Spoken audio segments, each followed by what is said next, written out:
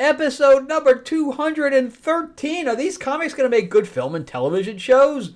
We have Storm number 5 and we have Titans number 20. Let's check them out right now.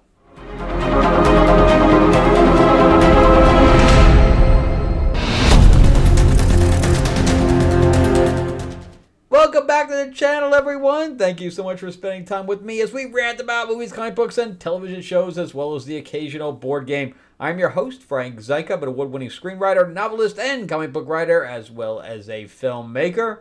And yeah, I just finished up a treatment for a script that I'm writing for a client right now, and yeah, it's pretty good. Takes place all in one location. Because he's going to try to finance it himself, and the only way to self-finance anything is that you're in one location with a limited cast. All right, so remember to give me a like, give me a subscribe if you can, and remember too that we are only a week away from completing the campaign for the Green Hornet 90th anniversary anthology hardcover with stories by Timothy Zahn, who did Thrawn for Star Wars. The guy who writes the Dune books, which is Kevin J. Anderson. He writes a pile of other stuff as well, but Dune is one of his well-known works. And then we have cover art by Matt Wagner, who did Batman and Grendel. Interior art we just unlocked by Dennis Calero from Marvel Noir. Just a pile of really, really great people involved in this book. We have only a week left. We are fully funded. As I said, we unlocked our first stretch goal. We are only $1,000 away from unlocking the next one. It's going to be pretty great. Just go to greenhornetnoir.com or click the link in the description below and jump in while you can. The signed copies will not be available outside of this campaign, and all the books and everything else will be more expensive once this completes as well.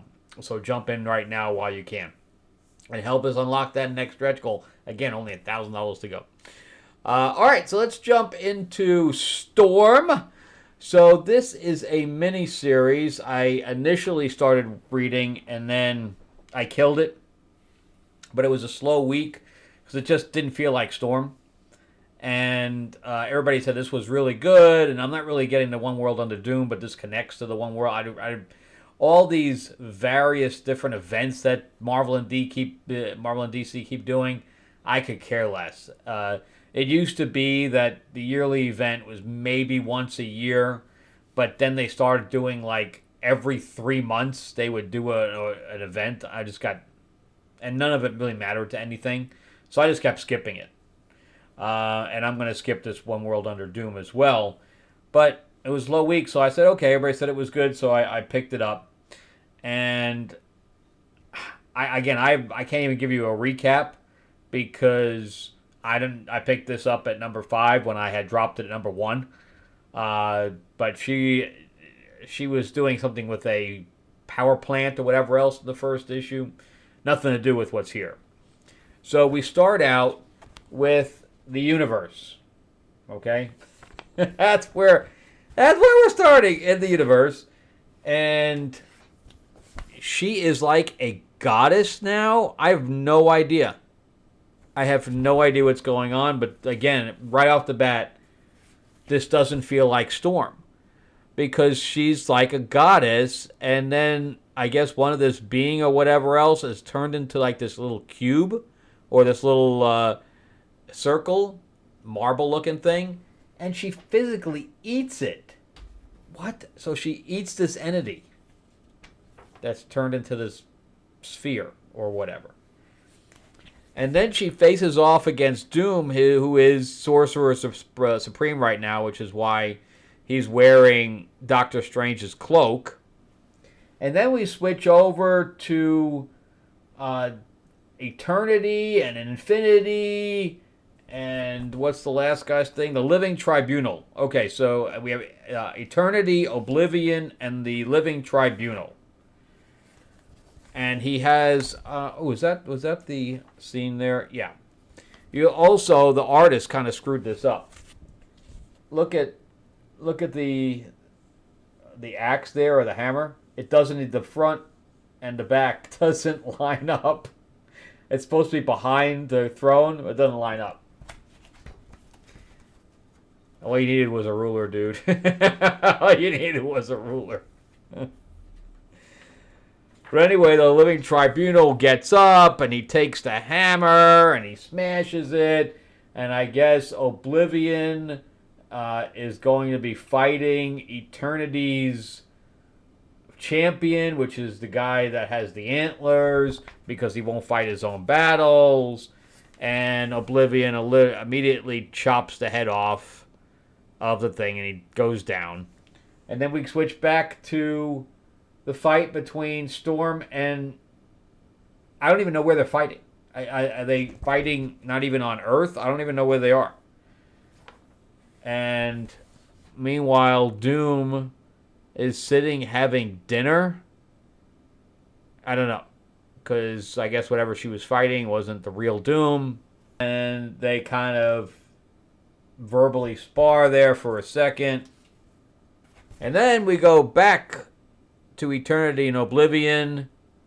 And then we have the living tribunal hits him in the head with the hammer. I don't know what's going on.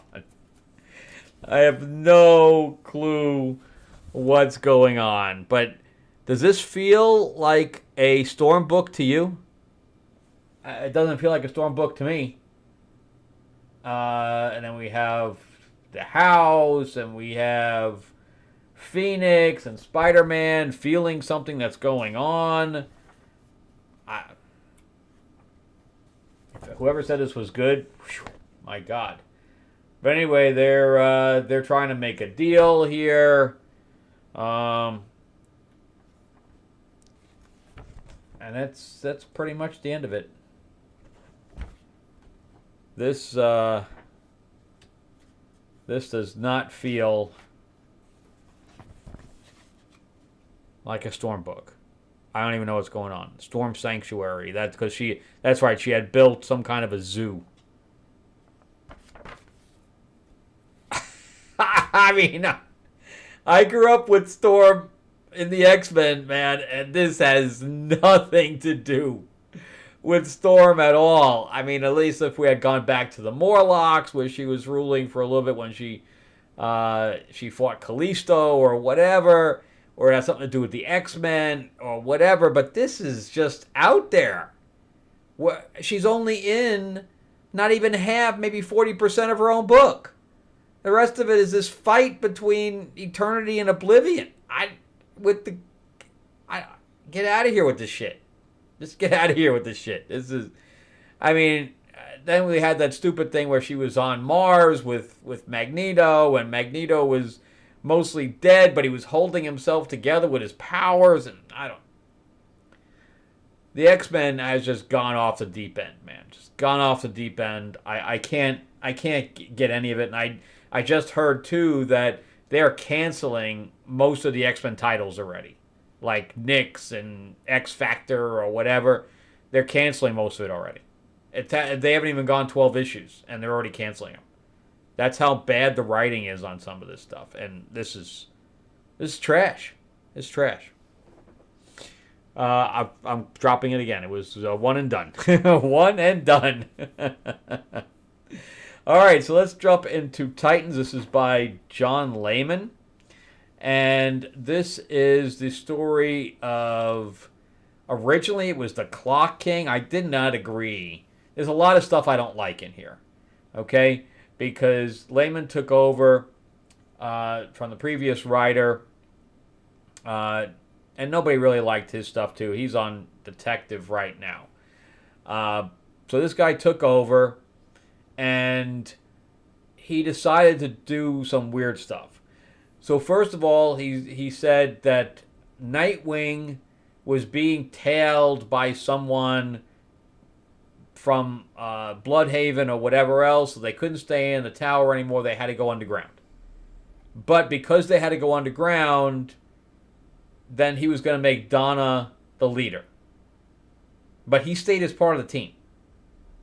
So if you're afraid that you're putting the team in danger to the point where you have to bring them underground, why don't you leave? Why would you make somebody else the leader and then stay. It doesn't make any sense. It just makes no sense. The only way that Donna earns the right to have the leadership is if he leaves. And she's literally taking over. Not that he's handing it to her and just stepping back. It doesn't make any sense. So it sounded... the writer just wanted her to be the leader. Which is fine, but you have to give us a reason. That's just lame. That's just lame. So I didn't agree there because it just sounds like a gimmick. And then on top of that, you had Clock King had mental powers. When did that happen? It doesn't even match his character. So there's a lot of stuff in here I don't like. However, there's some other stuff I do. I do like the plot line of Clock King with this mental powers is kind of trying to create everybody's like heightened emotions, and especially if he does that with Raven, then she's empathic, so everybody else is going to feel what she feels. So instead of her feeling everything, she's exuding out instead of drawing in. And we find out that Deathstroke is behind it, and then we find out there's another villain behind this as well, but I'm going to get into that in a second. But we start out with Donna kissing Arsenal. And of course it's Valentine's Day or whatever else, it just passed, so there you go. So they realize what they're doing and they step back and they're like, "We will not talk about this again. We will not." And he's like, "Yeah, okay, I think it's because Raven or whatever else, we must be feeling something that Raven's feeling." But then they realize that Raven isn't anywhere near the building. So they couldn't blame it on that. So anyway, so as they're fighting, they said, "We're not going to tell the rest of the team about this." But then the team walks in. And they're like, nothing, we're not doing anything. And then we switch to, I guess, Grand Central Park or wherever they are. I don't know where they are, but it feels like Grand Central Park or Grand Central Park. But that's what it feels like, even though the trees look really kind of shitty behind them. I can't imagine, even in the winter, that the trees have absolutely no leaves whatsoever. Looks like they just had a fire. Maybe it's in California. Too soon. But anyway, they're walking and they're, explaining, the whole thing that's going on and the fact that she's feeling, uneasy about the fact that she could be exuding all these emotions. And of course, he's trying to make her feel better. And then she gets hit with a basketball, but there's also a dude there with a mask watching them.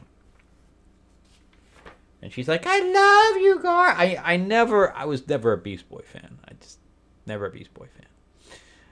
But anyway, these guys come up and say, "Hey, you're in our way. Give us our damn ball back." And, and they're like, "You want trouble, Greenie?" And he's like, "Yes, I want some trouble."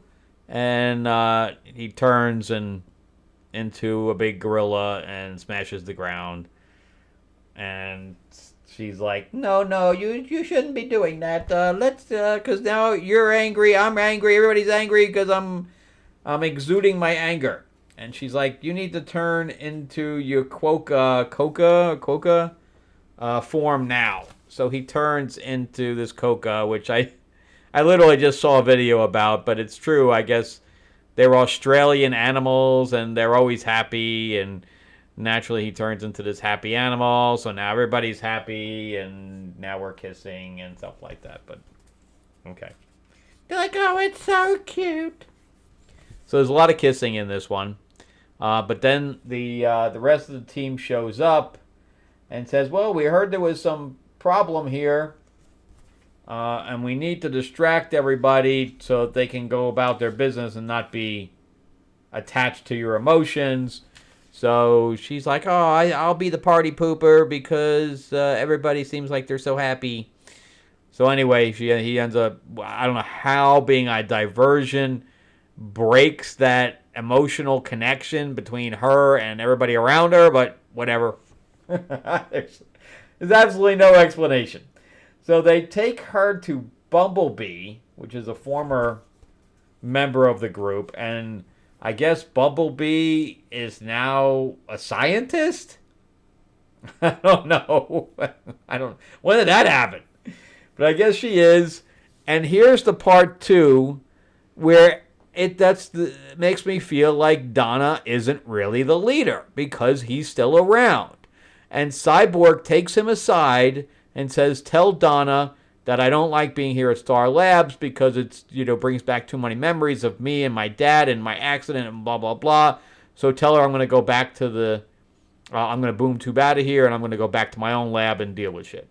And he's like, "Okay, bye." But meanwhile, he tells him, not Donna. So he's still the leader. See, it doesn't work. You got to have Dick leave if you want somebody else to be leader. It's just the way it is. So anyway, we have Bumblebee explaining the whole deal, and they end up seeing the other girl from before who was fighting them. And they're like, yeah, we're trying to help her, whatever connection that she has to these emotions that are making everybody hate the Titans, we're trying to figure it out. So they're going to put her in this chair and do some readings and things like that. And Bumblebee has the Bumblebee helmet almost from the Transformers. It looks almost like the same helmet. I don't know. But anyway, we have Gar basically telling her, it's going to be okay.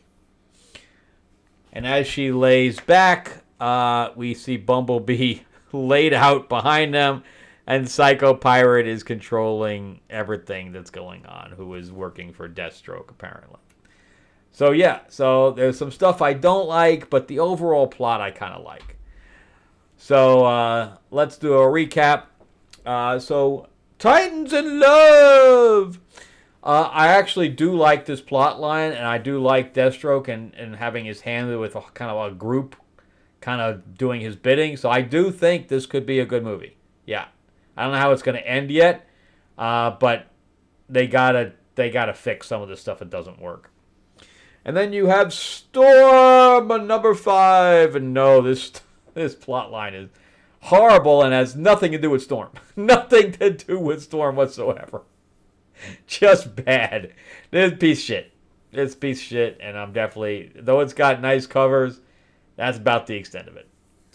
All right, remember to give me a like, give me a thumbs up if you can.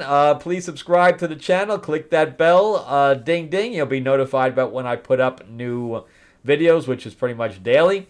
And also, remember, too, that we are in our final week on the Kickstarter campaign for Green Hornet 90th Anniversary Anthology hardcover book. We also have it, of course, in digital with stories by Timothy Zahn, Kevin J. Anderson, Bill Willingham, and a pile of others with cover art by Matt Wagner and interior art by Dennis Calero. Anyway, definitely check that out. Go to greenhornetnoir.com or click the link in the description below.